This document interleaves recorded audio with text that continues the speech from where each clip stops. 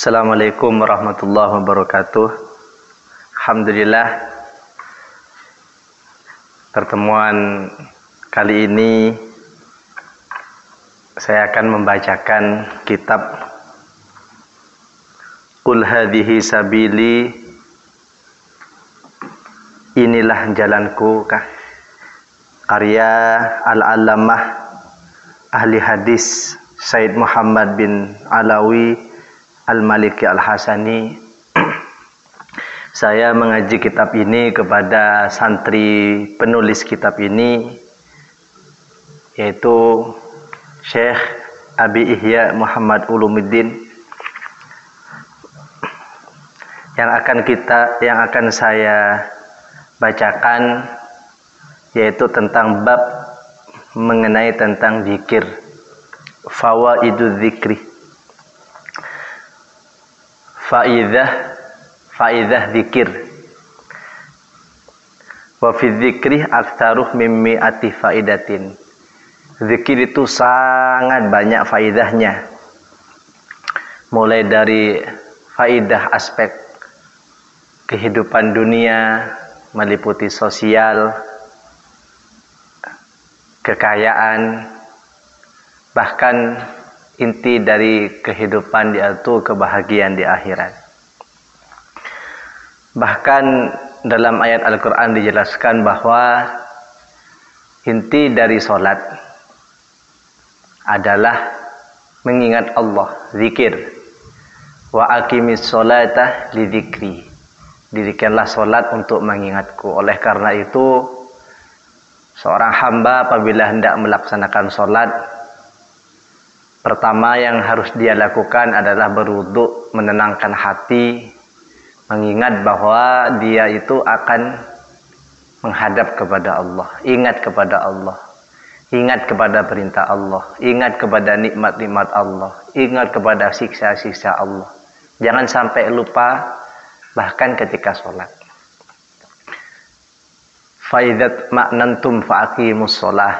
Apabila kamu sudah tenang, apabila kamu sudah tidak terburu-buru, apabila kamu sudah lenggang, maka waktu itu kamu hendaklah melaksanakan sholat. Atau bisa diartikan ayat tersebut, yang dimaksud orang mendirikan sholat adalah orang yang sudah tenang. Artinya dalam hatinya itu sudah tidak ada hal-hal yang lain yang mengganggunya. Namun apabila tidak bisa mencapai makom itu, bolehlah kita tetap melaksanakan sholat. Maksudnya wajib kita tetap melaksanakan sholat, namun terus kita berusaha untuk sampai pada makom itu, yaitu melaksanakan sholat dalam keadaan tenang, tidak terganggu pikiran kita dari hal-hal yang mengganggu konsentrasi kita kepada sholat. Di antaranya faidah zikir dalam karya Syed Muhammad ini adalah mengusir setan. Minha annahu yatruduh asyaitana wa yamqahuhu fayahruzul abdah nafsahu minhu, atau fayahruzul abduh nafsahu minhu. Di antara faidah zikir itu adalah mengusir setan. Jadi kita itu kan dalam kehidupan selalu inginnya bahagia, selalu inginnya harmonis dengan keluarga, harmonis dengan teman, inginnya kan begitu. Namun setan selalu masuk dalam celah-celah kehidupan kita. Wa yuridu syaiton ayyuqi'ah bainakumul adawata wal baghdha. Setan itu ingin selalu membuat kita dan orang-orang terdekat kita, teman kita, selalu tidak nyaman. Oleh karena itu, benteng terbesar dalam menghindari pertikaian dengan orang-orang terdekat kita adalah memperbanyak zikir, agar setan itu menghindar. Seandainya tidak ada faidah lain selain hal ini, maka sudah cukup untuk memotivasi kita senantiasa berzikir, khususnya ba'da sholat. Maka setiap selesai sholat kita tidak usah terburu-buru beranjak Artinya setelah selesai sholat sunnah, sholat wajib, duduk sebentar, baca zikir-zikir yang sudah diajarkan oleh kiai-kiai, oleh guru-guru. Di antaranya adalah membaca Allahumma a'inni ala dzikrika wa syukrika wa husni ibadatik. Ya Allah, tolonglah diriku untuk selalu mengingatmu. A'inni ala dzikrika wa syukrika, dan bersyukur kepadamu, wa husni ibadatik, dan selalu bisa memperbaiki ibadah-ibadah yang telah kau wajibkan kepadaku. Yang kedua, faidah zikir itu wa minha ayyurdiyar rahman azza wa jalla, membuat Allah ridha. Artinya ingatnya Allah kepada hambanya itu ada dua. Ada ingat karena murka, seperti kepada orang-orang kafir, orang-orang munafik, sebelum diampuni. Dan kedua, ingatnya Allah kepada hambanya dengan ingatan kasih sayang. Dalam Al-Quran dijelaskan, nasullaha fanasiyahum. Mereka melupakan Allah, merupakan kewajiban-kewajibannya kepada Allah, maka Allah juga melupakannya. Maksudnya Allah melupakannya itu tidak memberikan rahmat padanya, karena muhal bagi Allah, mustahil bagi Allah lupa kepada hambanya. Nasullaha fanasiyahum. Mereka melupakan Allah, tidak ingat sholat, tidak ingat zikir, sehingga Allah juga membiarkannya. Wa yuzilal hammah wal ghammah. Zikir itu juga, ini saya rasakan sendiri, bahwa zikir itu menghilangkan sedih dan sumpek. Kebanyakan orang-orang stres itu pikirannya tidak bisa membangun pikiran yang membahagiakan, itu karena jauh dari Allah, tidak berzikir, sehingga Allah tidak memasukkan psikologis dalam hatinya untuk berpikir hal-hal yang membuat dirinya tenang. Kenapa? Karena dia tidak mau mengingat Allah, tidak mau berzikir kepada Allah. Wa yajlibah al-farahah was-surur. Dan zikir itu juga membuat kita bahagia. Saya itu kalau selesai sholat maghrib, antara maghrib dan isya atau ba'da subuh,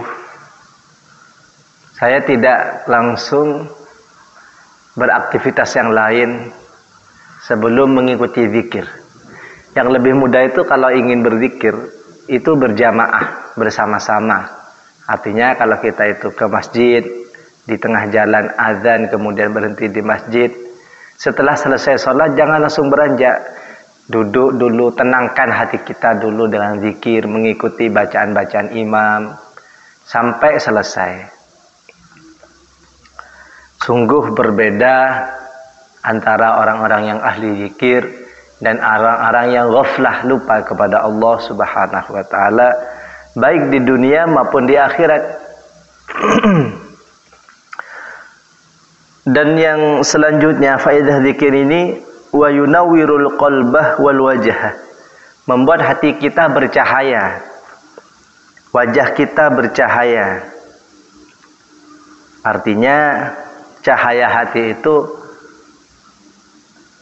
selalu memberikan dampak positif pada kehidupan kita. Artinya kalau hati kita sering dilanda kegalauan, kesumpekan dan lain sebagainya, kita itu harus memperbanyak zikir.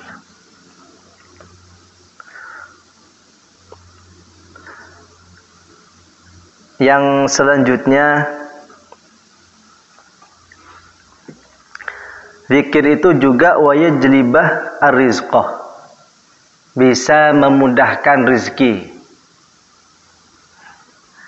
Rezeki kesehatan, bisa beraktivitas, rezeki kebahagiaan, dan rizki-rizki yang lain. Artinya mendatangkan hal-hal yang membuat kita senang. Ya, baik itu datangnya dari keluarga dan sebagainya. Namun namanya orang yang ingin menuju kepada Allah, yaitu dengan zikir, semisal tentu banyak ujian. Karena zikir ini kan mengajak kita untuk menaiki tangga untuk lebih tinggi lagi. Tentu orang yang berada di posisi yang tinggi anginnya lebih kencang. Jadi biasanya orang-orang yang sering berzikir, di samping dia memiliki ketenangan, dia akan diberikan ujian-ujian lebih besar. Kenapa? Untuk menguji apakah dia tetap bertahan istiqomah dalam zikirnya atau malah meninggalkannya karena frustasi atau lain sebagainya. Intinya saya harap kita itu ada waktu untuk Allah, di samping menyediakan banyak waktu untuk sesama. Wa yaksuwa adz-dzakira al-haibatah wal waqarah. Orang yang ahli zikir itu memiliki wibawa di sisi Allah, memiliki kemuliaan. Wa minha ayyusilah al-abdah ila al-maqamir rafi'ah kama maqamil mahabbah. Orang yang ahli zikir akan dinaikkan makomnya yang awalnya itu khauf, takut kepada Allah, menjadi cinta. Kita akan menangis karena cinta kepada Allah. Kita akan menangis karena membaca kalam-kalam Allah. Kita akan menangis karena mengingat nikmat-nikmat Allah. Namun untuk mencapai makom menangis, makom cinta, makom mahabbah kepada Allah ini prosesnya sangat panjang. Pertanyaannya, apakah kita sudah pernah menangis karena Allah? Apakah kita sudah bersedih karena Allah? Kalau belum, ya salah satu hal yang menjadi keharusan kepada kita diantaranya adalah memperbanyak zikir untuk mencapai makom mahabbah ini. Makom mahabbah, makom cinta, sehingga kita sangat cinta kepada Allah, menomor satukan Allah di antara yang lain, itu dengan cara memperbanyak zikir. Sungguh sangat zalim ketika Allah setiap detik memberikan nikmat kepada kita dan kita tidak mengingat kepada Allah. Makanya guru kami itu menyampaikan asyukru, syukur itu ru'yatul mun'im la ru'yatun ni'am. Syukur itu adalah mengingat zat yang memberikan nikmat, bukan hanya mengingat nikmatnya. Saya pernah melakukan hal ini, saya pernah makan ini, saya pernah ke sana, saya pernah ke sini, tapi tidak pernah mengingat Allah yang memberikan takdir itu semua. Bahasanya begini, ketika kita melihat nikmat atau merasakan nikmat atau menikmati banyak hal, yang harus diingat adalah alhamdulillah ya Allah, terima kasih saya telah diberikan nikmat ini. Artinya kalau kita mengingat pemberi nikmat, bukan hanya nikmat, nikmat sekecil apapun itu bisa menjadi besar. Kenapa? Karena yang memberikan nikmat adalah zat yang maha besar. Ya. Artinya kesimpulan dari kesimpulan dari apa yang saya sampaikan, marilah kita senantiasa berusaha untuk mengingat Allah sesering mungkin. Terakhir akan saya bacakan ayat-ayat tentang zikir. Yang pertama, fadhkuruni azkurukum. Ingatlah kalian kepadaku, niscaya aku akan mengingat kalian. Sungguh, apabila ayat ini satu-satunya tentang motivasi zikir, sudah cukup bagi kita. Kamu ingat aku akan mengingatmu. Maksudnya Allah akan memberikan perhatian kepada kita. Dan orang yang jarang berzikir atau bahkan tidak pernah berzikir itu ciri-ciri orang munafik. Ya. Wala takunu kalladzina nasullaha fa ansahum anfusahum ulaika humul fasiqun. Janganlah kalian seperti orang-orang yang melupakan Allah, kemudian Allah membuat kita lupa akan diri kita sendiri. Dan itulah mereka sebagai orang-orang yang munafik. Artinya kita dilarang oleh Allah untuk melupakan Allah. Karena apabila kita melupakan Allah, kita akan melupakan kewajiban-kewajiban kita terhadap Allah. Kita akan melupakan apa-apa yang bermanfaat bagi kita, sehingga kita digolongkan sebagai orang-orang munafik. Dan yang selanjutnya, orang yang tidak berzikir kepada Allah, hidupnya akan sempit. Wa man a'rada an dzikri fa inna lahu ma'isyatan dongka. Orang yang berpaling dariku, dari mengingatku, maka dia akan mengalami kehidupan yang dongka. Dongka itu artinya sempit. Oleh karena itu, kesempitan pemikiran kita, kesempitan dada kita, kesempitan hati kita, bahkan kesempitan rezeki kita, itu diantaranya karena kita jarang mengingat Allah Subhanahu wa Ta'ala. Yang terakhir, wala dzikrullahi akbar. Artinya zikir kepada Allah adalah amal yang paling besar. Amal yang paling besar. Wala dzikrullahi akbar. Zikir kepada Allah adalah amalan-amalan ibadah yang paling besar. Syekh Syed Muhammad bin Alawi Al-Maliki menafsirkan ayat ini, akbaruh min kulli amalin.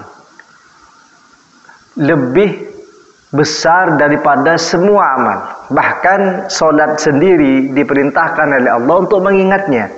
Wa aqimis sholah, dan dirikanlah solat zikri untuk mengingatku. Jadi apabila ada orang solat, dalam solatnya dia melupakan Allah, tidak ingat kepada Allah, tidak mau fokus pada bacaan-bacaannya, tidak mau mengingat-ingat apa artinya, tidak, minimal kalau kita tidak tahu maknanya, mengingat kepada Allah ketika sholat, itu sebenarnya secara hakikat dia masih belum dikategorikan orang yang mendirikan sholat. Coba kita perhatikan ayatnya, wa aqimis sholatah li dzikri, dirikanlah sholat untuk mengingatku. Jadi sholat ini adalah wasilah, tujuannya adalah mengingat Allah. Kita jangan berhenti pada wasilah itu, pelantara itu, tapi harus mencapai pada tujuannya. Kita makan tujuannya kenyang. Kalau makan angin tidak kenyang, ya kita akan selalu merasa kurang. Kalau kita minum tidak segar, maka kita akan butuh minum, tetap butuh minum. Kalau kita sekolah tidak mendapatkan ilmu, meskipun kita mendapatkan ijazah, maka kita tidak akan mencapai pada tujuannya, yaitu kealiman, kecerdasan. Artinya, hidup atau amal itu ada dua. Ada wasilah, ada tujuan. Kebanyakan orang kan hanya berhenti pada wasilah.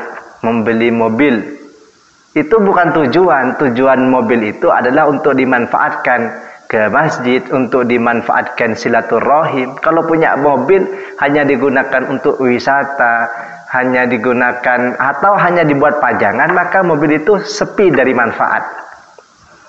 Kita membeli baju tapi tidak digunakan untuk sholat, tidak digunakan untuk hal-hal yang bermanfaat, maka baju itu hanya sebatas dunia.